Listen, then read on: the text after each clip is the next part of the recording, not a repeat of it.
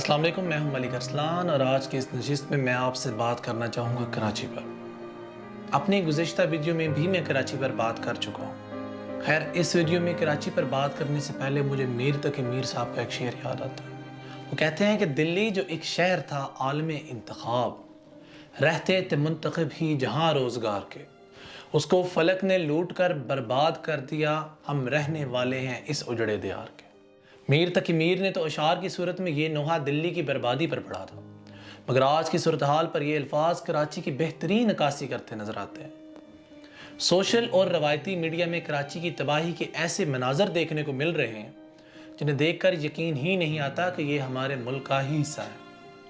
वो तो खुदा का शुक्र है कि हमारे मुल्क में पाकिस्तान आर्मी का इदारा वजूद में है, जो ऐसे हालात में हरावल दस्ते का किरदार अदा करते हुए आम आदमी को रेस्क्यू करती है और इसी आर्मी और सिक्योरिटी फोर्सेस के अहलकार को फिर खलाई मखलूक और दीगर तानों से नवाजा जाता है और उन्हें सख्त तनकीद का निशाना भी बनाया जाता है।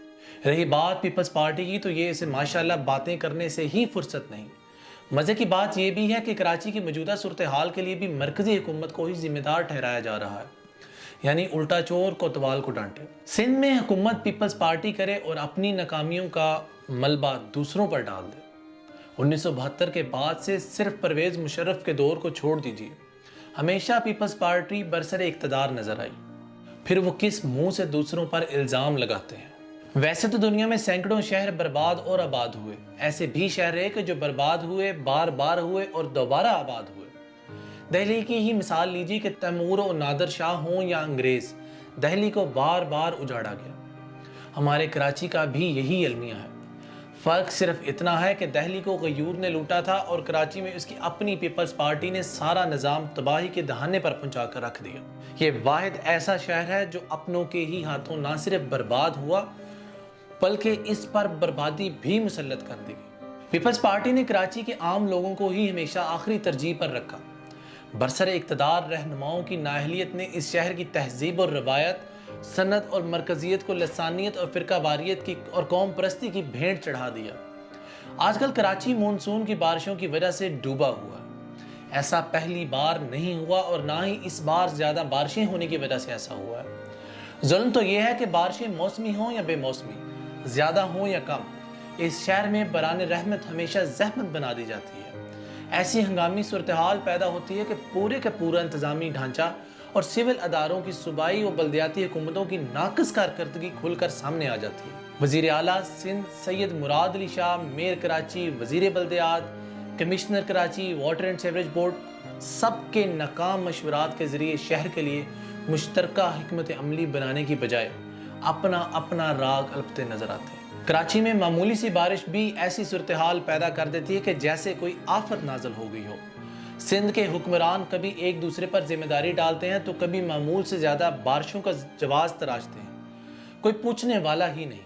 1970 में जब इसी नौयत की बारिशें होती थीं तो उस वक़्त तो शहर नहीं डूबता था। इस सवाल का जवाब दावे करने वाली पीपल्स पार्टी के हुक्मरान नहीं दे सकते, क्योंकि ये खुद ही तो तमाम तर तबाही के जिम्मेदार हैं, जो गुज़श्ता 3.5 दहाइयों से सूबे पर काबिज़ हैं। ये कभी नहीं बताएंगे कि कलील मुद्दत में इस शहर को नई मनसूबाबंदी के बगैर बेहंगम तोसी की इजाज़त क्यों दे दी गई। ये आपको ये भी नहीं बताएंगे कि सिर्फ माल बनाने की हिवस में इस तरह इस शहर को नोचा गया कि जिसका तसव्वुर भी मुहाल है। बुलंदो बाला इमारतों का जाल तो बिछा दिया गया, चाइना कटिंग की इस्तिलाह भी मुतारफ़ करा दी गई, मैदान, पार्क्स, हत्ता के नाले भी बेच दिए गए।